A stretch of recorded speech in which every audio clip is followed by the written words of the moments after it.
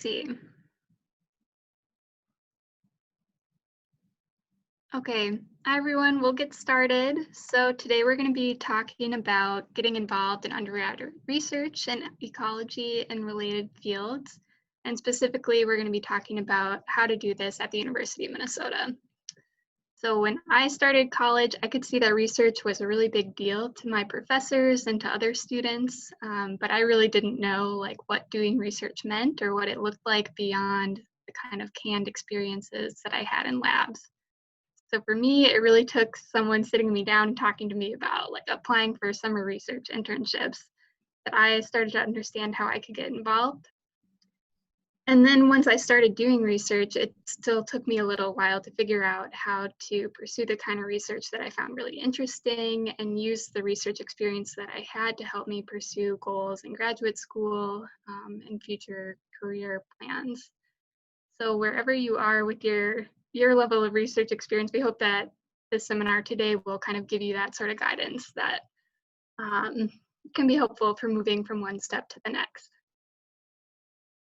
Okay, so our goals today are to talk about EEB research, what it looks like, demystify this process, how you can get involved, and then at the end of the seminar, we'll hopefully help you make some connections for finding future research opportunities in the form of some lightning talks by graduate students who have some research opportunities to talk about.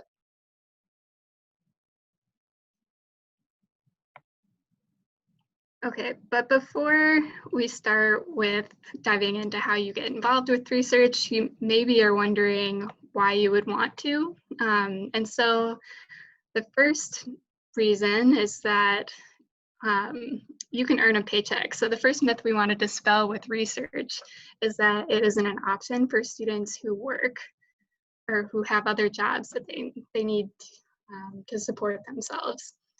So many research jobs offer comparable wages to other campus jobs. And so this is one great reason to do research. A second reason is that any kind of research experience will give you a really kind of unique skill set. So you have to work really independently and you have to always do a lot of problem solving when you're doing research. And so even if your goals aren't necessarily in academia, research can be a really good way for pursuing your career goals, whatever they are. Third reason why doing research might be a great idea at the University of Minnesota is that as a research institution, the University of Minnesota has a lot of infrastructure and opportunities that you really can't find at other kinds of colleges. So it puts a huge amount of its budget towards doing research. And so the university budget is funded by your tuition dollars. And so getting involved in research is one really good way of making the most of your education here. All right, and finally, as a grad student, I'm biased, but I really fell in love with research when I realized how fun it was and how I got to spend time with other people who are also really passionate about areas of research and topics that I really cared about. So doing research can be a great way to find that community. All right, so we'll talk a little bit about what doing research in EEB looks like here. And you'll get a better sense of kind of some specifics when you hear about this from our lightning talk speakers. But to start, I wanted to talk about just like an overview of the different ways that you can do research in EEB. So you've maybe heard of some of these, like maybe people you know are involved in labs in these different ways. But the point we wanted to make here is that what research looks like depends a lot on kind of how you're doing it. So for instance, volunteering or working in a lab might look really different from doing a directed research project or a URAP project. And so we'll talk a little bit about what the differences between these different ways of being involved are. And specifically, we're just going to focus on these three today. So we're going to focus on volunteering, directed research, and URAP, which kind of fall on different axes of variation for the ways of doing research. But if you're interested in these other ways, you can talk to your mentor. And also, if you're interested in summer or postgraduate research opportunities, we'll have a seminar dedicated to this later in the semester to talk about how you find summer jobs or postgraduate jobs outside of the university. Okay, So, like I said, we're going to focus on these three different ways of doing research: volunteering, directed research, and UROP, which I should mention stands for Undergraduate Research Opportunities Program. So this is a program through the University of Minnesota. And we'll describe each of these along these different axes of variation. So how you're compensated, what the expectation is for your time commitment, your level of independence in doing research in these different positions, and then what the application process is like. Okay, so starting with volunteering. So volunteering, of course, is unpaid, although you do get experience as some form of compensation. And you make connections with people who might help you get paid research later on. The time commitment is often quite flexible, although it usually just requires that you commit enough time so that whoever is training you in, it's like worth their time to do that process to get you trained in the lab. The application process is usually pretty non-competitive as long as there's work available, and that also means that this level of independence you have is pretty dependent on the kind of work that the lab needs done, so it tends to be a bit lower. Okay, so in contrast, directed research, it can be a great option if you want to do research and you're interested in getting credit. So again, you're not paid here, but you do get academic credit on your transcript, which might be something you need for getting credits in EUB or whatever your major is. Or if you're interested in doing kind of a committed research project, but there isn't a paid position available. So the time commitment scales with what's expected for credits. So it's, I think, officially listed as 45 hours.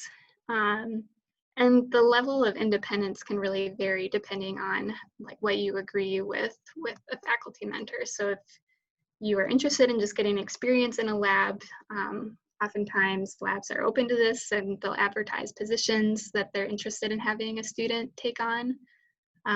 But if you're motivated to come up with your own project, that can also be an option with direct research.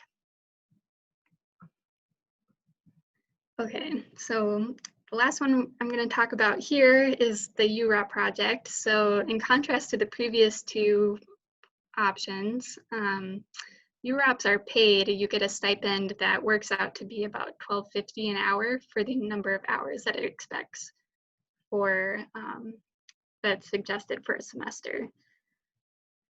So the way that it works is that you apply to do a specific project that you propose. So the application process is a little bit more involved, but what that means is that the way that you work can be more self-directed. So while writing a proposal can be kind of intimidating, there are a lot of resources available for these projects, and they're a good option if you are interested in that kind of independent work. But again, like the directed research, there are also opportunities to do more directed research in these kind of contexts. So if there is a lab that you're interested in working with, they can also help you develop a proposal. It doesn't all have to be something that you come up with on your own. Okay, so how do you get started? So we have a kind of 4-step plan for you to get started. So first you set goals, and then you seek out opportunities, and kind of in tandem with that, recognize what you're bringing to the table and which opportunities might be a good fit for you. And then finally you apply and hopefully start doing research. So I'm just going to go through each of these briefly. Okay, so starting out, the first thing that you should do before you start applying or searching too much is to really step back and think about what you want to get out of doing research. So maybe you want to learn a specific skill that might help you get a job that you're interested in. So for instance, maybe you really want to learn how to do lab work and then get a job over the summer working in a lab that does kind of molecular work or PCR. Maybe you want to learn, have experience with animal care or doing data analysis. So think to what skills you want to gain. Or maybe you don't know what skills you want to gain and you just want to get general experience working in a lab. And recognizing that can also be really useful. Or maybe you have kind of these skills and experience and you have a topic that you really want to pursue. So thinking about all of these questions and kind of taking stock of where you are can help you really set the scope of what your search is and identify which sort of type that we talked about, type of research, can be a good fit for you. All right, so once you've kind of set your goals, then you can start seeking out opportunities. I think the most important thing that I want to tell you about how to seek out opportunities is that it's really key to be proactive. So yeah, a lot of research opportunities in EEB are ones that you kind of have to seek out yourself. So there are jobs posted on things like BioBlog and UMN job boards, which is always really good to keep an eye on. But if there are people that you want to work with, or if there are certain types of research that you want to do, a lot of times you have to ask and see what kind of opportunities are available, just because these opportunities are the kinds of things that you kind of have to make yourself, or they're rare enough that if they know your name and have you in mind, then that's a really great way to get slotted into a position when they come up. So reaching out to professors to ask about opportunities is a really key piece of advice for getting involved. And the way to do this is really just to reach out and ask if there are opportunities and say that you're interested in being considered if there are ones in the future.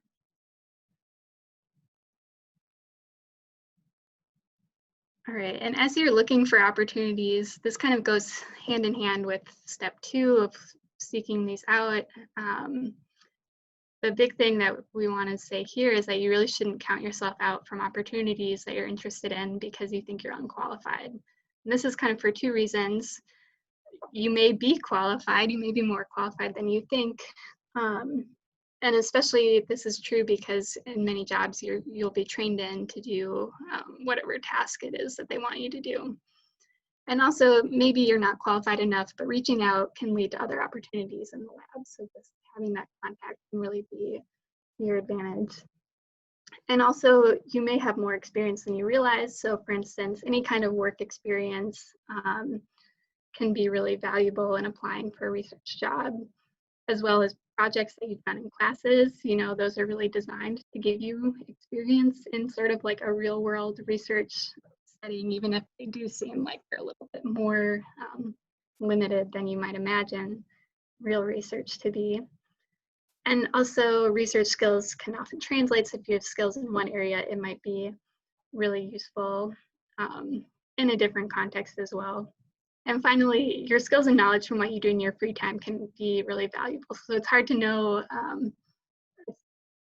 like you might think that what you do for your hobbies isn't relevant for what research you might want to do, but those kinds of things, like if you like doing art or really good at identifying plants, or you just like to be outside, all of these kinds of things can really be assets when you're applying for research jobs or research opportunities.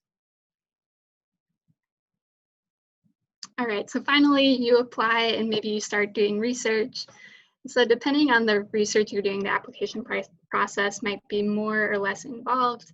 And so writing applications and interviewing can be kind of big topics. So we're not going to go into detail about them here, but wanted to put on this slide some upcoming seminars that you should keep an eye on. So in early October, we'll have a workshop on writing research proposals. And so this is kind of designed around maybe you're applying to grad school or for a UROP project, we'll be able to give more kind of one-on-one feedback at that seminar. And then in January, we'll have a seminar on interviewing for grad school, which should also have some general advice just for interviewing for these kinds of positions. And maybe the most important thing on this slide is just to recognize that the process of looking for research and finding what's a good fit for you is really iterative. So you should keep going back to that step 1 and thinking about, like, is the research that you're doing helping you pursue your goals, and keep taking stock and thinking about if you want to look for something different or adjust what you're doing. Okay, and so this is a really good time to start thinking about your goals. So we just wanted to put a plug here for the spring 2021 UROP projects. The deadline to submit a proposal for those is October 19th. So now would be a good time to start thinking about, if you're interested in doing research in the spring, starting to put together a proposal or reaching out to people who you might be interested in working with. Now is a really good time to think about doing that. And also, I think this relates to what we have coming up next, which is our lightning talks. So we'll be hearing from, I think, just three, we'll hear from three EEB grad students. Shanta is not able to be here with us today. I think she's dealing with some orthodontia crisis in her household. But we'll hear from Tom, Abby, and Maggie about what doing research with them looks like, and maybe some opportunities that they have for undergrads to get involved. And then we'll also hear from Tony from CBS Student Services, who will tell us all a little bit more about what resources are available there in your pursuit of research opportunities. I think with that, I will hand it off to Tom and give us a minute to switch screens. Okay.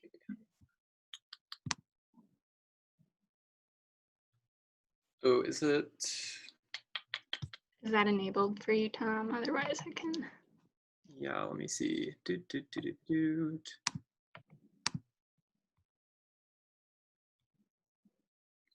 Whoop. Oh, do you see my slideshow or just me? We see your slideshow and your notes. Okay, well, let's.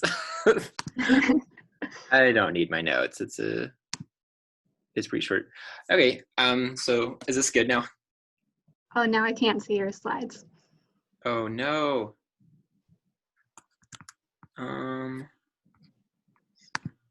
Okay. Sorry, one moment. Okay, is that good? Yeah, it looks perfect. Okay, thank you. I'll appreciate it. Okay, I'm Tom Radomski. I'm a graduate student in EEB, starting my 4th year in Amy's cohort, and my research is on biogeography, and particularly I study salamanders. And I think some of the work that you can do with biogeography is really amenable to pandemic situations. And I'll get into that in a minute. But just some background, I moved up here to Minnesota 3 years ago to start this program. I've always loved maps, and during undergrad, I fell in love with salamanders during a herpetology course. So that's kind of how these two things naturally kind of came together for me. For a long time, I really wanted to be a zookeeper. I did that for a summer, and it was like, I learned that was not really what I wanted at all. And since then, I've been really interested in research, and that's been really motivating. Outside of school, I don't have as many hobbies now as I would have in a normal year. Lately, it's been trying to make dyes, which has been interesting, to put it lightly. And I go through oscillating phases of really being into disco. Right now, I'm in an off phase. So I'm really interested in mentoring undergrads because, like, when I was an undergrad, I had a really fantastic professor who was a mentor and like kind of still is in a lot of ways. And doing research has brought me a lot of happiness. And I hope I can share that with other people and sort of get them excited and empowered to ask their own questions and do work they enjoy. So getting back into biogeography, it's defined as the study of distribution of species and ecosystems and geographic space and through across time. Wikipedia. And it can sound really overwhelming because it's very complicated when you're thinking of geographic ranges and complicated patterns in biodiversity and environments and evolutionary relationships and fossils. But we have like pretty good ways of comprehending these things through like there's a very long history of asking these questions. And to answer these questions, field work is important, museum work is important, lab work is important. But for a lot of questions we want to ask, we actually benefit from really large databases that are available online that are readily available for anybody to use.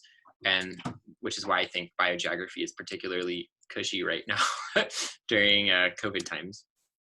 So for example, if we want to access databases that contain where species are found, and it says georeference, but also time reference, we have these great databases like Arctos, GBIF, VertNet, and a lot more.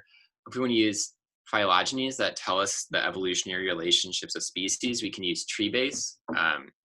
we need range maps, the IUCN and other organizations provide those. We can get data from the fossil record, from the paleobiology database. There's environmental data sets that are available. And then we can also just combine data from other studies in something like a meta-analysis or a review. So just to paint a picture of who I am research-wise, here are a few questions I work on. How do we model species ranges when they're rare? So a lot of species we just don't have very much data on, and it's kind of a big question if we can even really say anything about where to find them, much less where they'll be under climate change scenarios. And then kind of the diametric opposite, how do we model really common things? Because that comes with very bizarre problems that are not intuitive. I look at patterns of variation among geographic range size among species and what causes it. And also looking at patterns of beta diversity. So what changes the combinations of species among communities of salamanders? Is it just driven by climate, or is it what drainages they occur in, or maybe paleo drainages, they're influenced by rivers, they don't even occur anymore, and they're just very dispersal limited. Those are some of the things I ask. And here are like related questions I'm not actually asking with my work, but things, just a few ideas that I have that you could jump on. And I really welcome people to ask their own questions if they do want to work with me. Some basic ecological questions, like are the most common species also the most widespread? How does past climate change, like from the Ice Age, affect distributions today and patterns of biodiversity? Are we actually predicting ranges as well as we think we can with statistical models? I don't have time to get into that, but it's a really complicated issue that's really important and pressing. Is climate change going to be as bad as some people have said for salamanders? That's also one I don't have time to get into, but it is a big question. What influences variation in physiology in these species? Because it's just not a very well-studied group in general. And also, the last one, does climate change shrink salamanders? It sounds very bizarre, but that there's some evidence for that, but no one really has an exact reason for why it's happening. And that's something we play with in our lab, are these physiological models to try to ask questions like this. I have to get going for a TA meeting, but if you're interested in doing research with me, I'd love to talk. This is my email, radam017@umn.edu. Feel free to ask any and all questions you have. I love talking about research, and curiosity is cool. So thank you. Thanks, Tom. Yeah, and so we'll save questions for everyone until the end. So if people have questions for Tom, we'll write them down and pass them on, or you're welcome to reach out to him on your own. So let's see. Thanks, Tom. I think, Abby, were you up next? Sure. If not, all right. Let's see. Got some cute pictures of cows. Okay. Hi, everyone. My name is Abby. I'm a third-year PhD student in ecology, evolution, and behavior. And I'm going to talk to you a little bit about the research that I do and kind of ways that we have undergrads get involved with our lab. So a little bit of background about me. I went to undergrad at Lawrence University and actually had a very formative experience through a study abroad program there, where I studied in Tanzania, my first time in East Africa, and got to do some behavioral research in the field on wild elephants. And then from there was really hooked, and after graduating, looked for as many different field jobs as I can find. So I worked briefly for the National Park Service out in California, in LA in the Santa Monica Mountains, where I was working on mesocarnivores in this crazy habitat with that was really wild and lush, and yet butting up against LA and all of its urban sprawl. So this really interesting dichotomous landscape. And then also worked for an urban black bear project in North Carolina. And yes, I said urban black bear project. So I got really interested through these field experiences after college in sort of like the interface between humans and wildlife, how humans affect wild spaces and vice versa. and that would go on to influence what I do now. So I did end up going back to East Africa for the work that I'm doing in my lab currently. I'm working here in Kenya, and this is a really cool ecosystem where largely grassland savanna that persist and continue to grow through these enormous grazing herds of migratory ungulates, largely famously the wildebeest migration that happens every year in this area, but additionally zebra, gazelle, and a myriad of other ungulate species. But in addition to all of these ungulates that are here, there are also people and cattle that have existed in the landscape for several thousands of years. And so theoretically, there is coexistence between humans and their cattle and all of these ungulate species. But as human populations continue to grow, that's more and more threatened. And so my main research question, in order to try to hopefully promote coexistence, is what is the role of cattle in shaping these ungulate resource use and habitat use in the shared habitat where they find themselves. And largely I'm doing that by looking at how cattle influence ungulate distribution with camera traps. That's the big thing that my lab tends to do.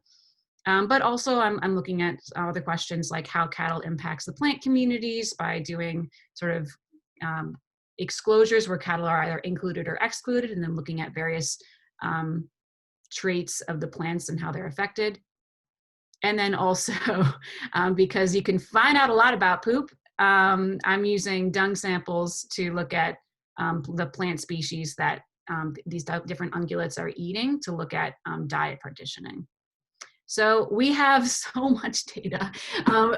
This is my field site up here, but my lab is collaborating with dozens of different sites all across Eastern and Southern Africa. And so we have a lot of data coming in. Largely, this is analyzed with the help of citizen scientists on the website Snapshot Safari on Zooniverse. So yeah, if you're interested and you want to just for fun, not working with the lab necessarily, you can go online and help to ID our images. And we now even have a mobile app to help get rid of blank images. That's basically like Tinder, where you swipe yes, you swipe right if there's an animal in the image and swipe left if there's not an animal in the image. But in terms of actual work that you could do as an undergrad, there's so much that you can do with this image data coming out of all these different camera trap sites. You can look at how singular species or different species interact in a landscape, how they use particular habitats or go for particular resources, like where NDVI is highest, how they interact or avoid predators in the landscape. There's been some really cool work coming out of the Snapshot Serengeti grid, looking at how phases of the moon impact different herbivores because of predation pressure. Theoretically, you can look at activity patterns both daily and across different seasons. And some students in our lab have even used some simple AI algorithms that you can find online to identify individuals based on their spots and then track individuals of certain species across the landscape and through time. So there's a lot that you could potentially do. If you have a question that you're interested in exploring, I'd be happy to talk to y'all about it, and you can email me here. We also have a website, but I think it'd be easier to just reach out and by email to contact me. So yeah, thanks. Thanks, Abby. That's cool stuff. Let's see, I think since Shanta could not be with us today, so I think next up we have Maggie. All right, sounds good. Let's see here.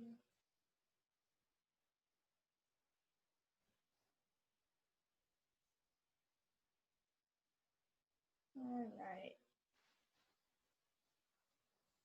Can you guys see the presenter view or the regular view?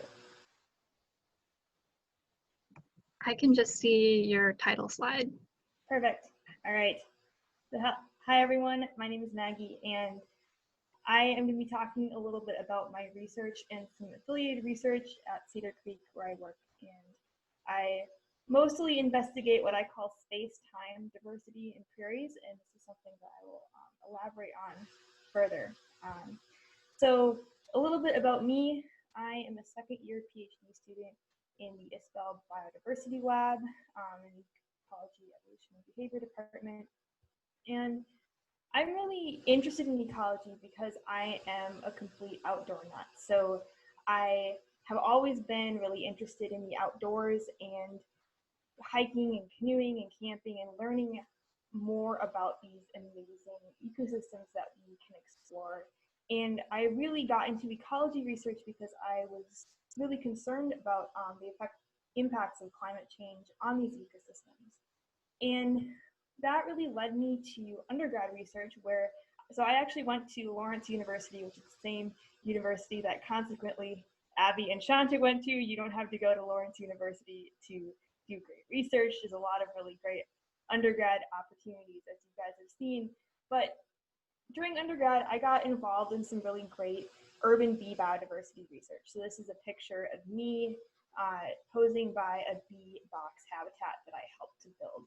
And then after that, I continued being interested in climate change and species diversity, and I got a different kind of undergraduate research experience called an REU at the Harvard Forest.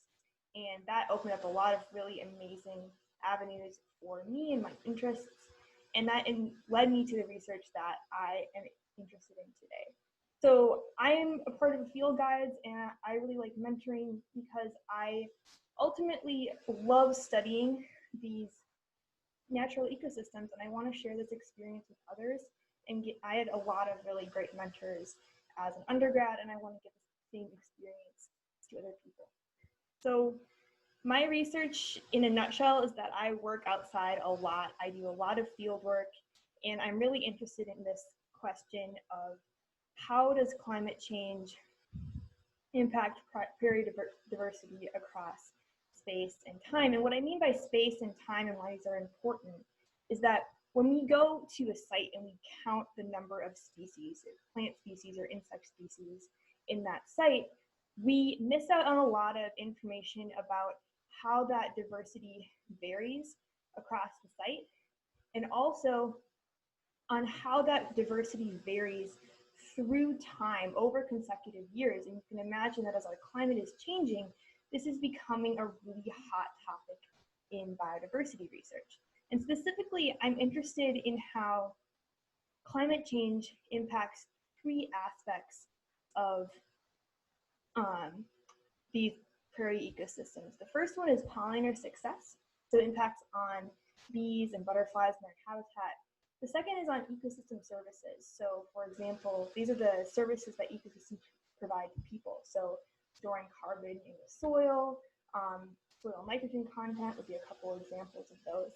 And ultimately, I'm really interested in, given this relationship between climate change and prairie biodiversity, what does that mean for prairie conservation? How can we use our knowledge here to improve the way that we conserve these ecosystems? And so I do the majority of my research at Cedar Creek Ecosystem Science Reserve, which is a really awesome, amazing field station about 45 minutes north of the Twin Cities. And to zoom in on all these plots, this is the big biodiversity experiment where we have all of these plots that basically have manipulated species diversity. So they could have anywhere from one species of plant to 16 different native prairie species. And what we've done to these plots in this picture here is we've simulated climate change conditions. And so we have a system of infrared heaters that are hanging above the plots, and then we have an irrigation system that simulates drought. And from this, we're able to ask a lot of really cool questions about how climate change might affect these plant communities.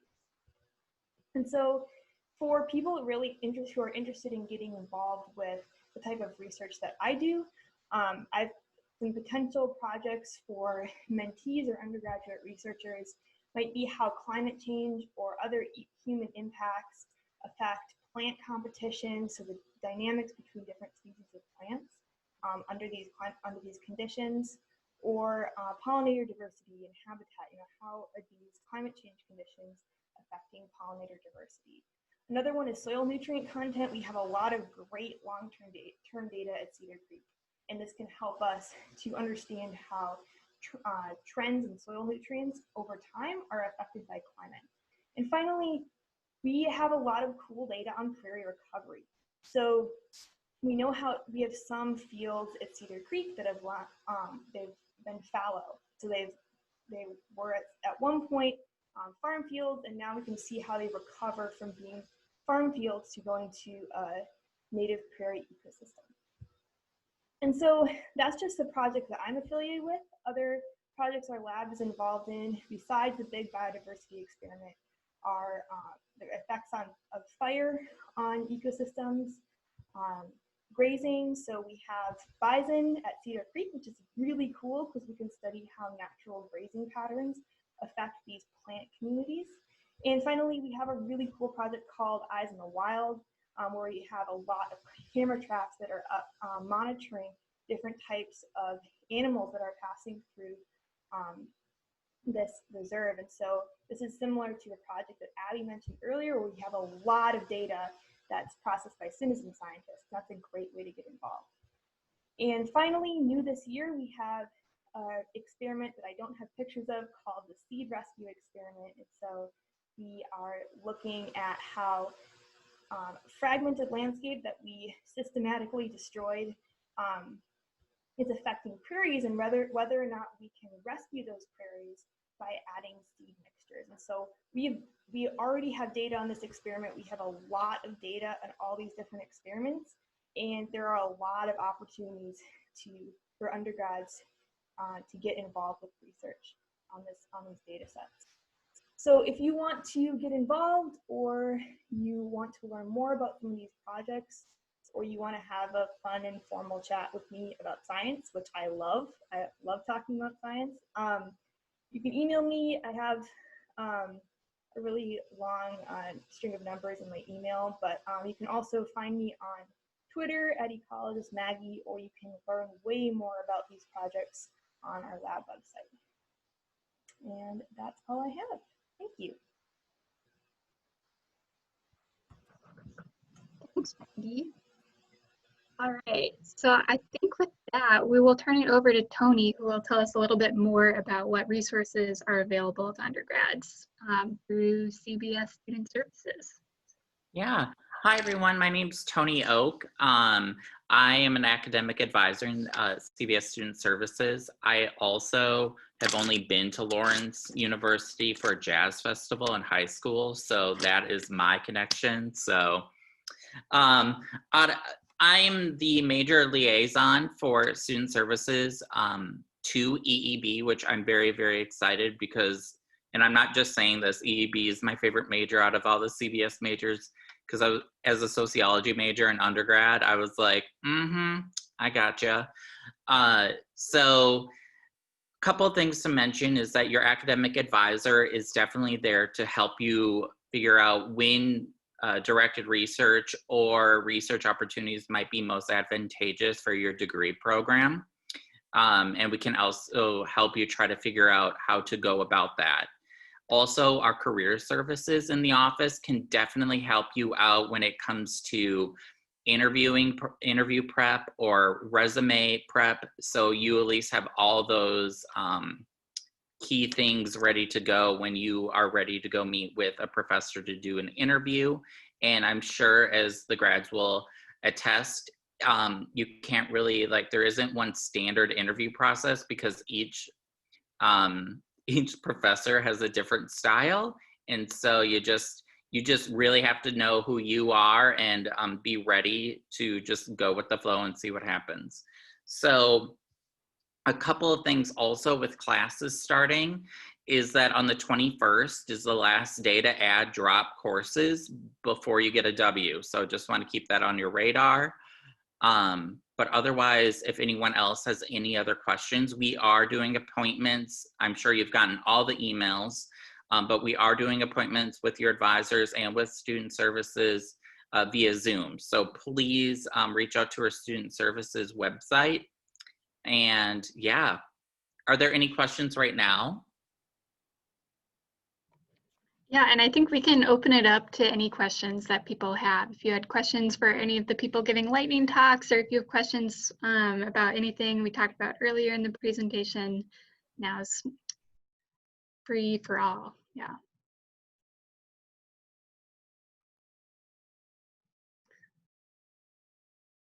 And it looks like Molly put contact information for all the people who gave lightning talks. So if you have specific questions or if you want to think about it a little bit longer, I think all of our presenters would be happy to answer any questions by email too.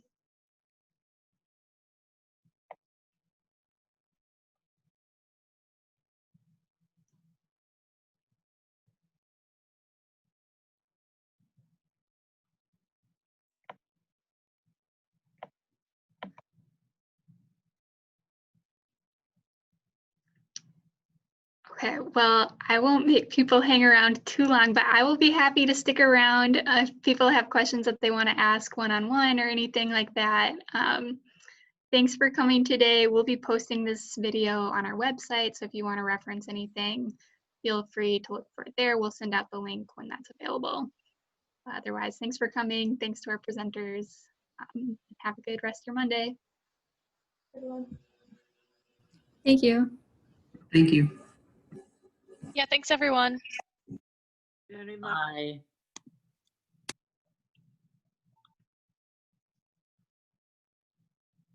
All right.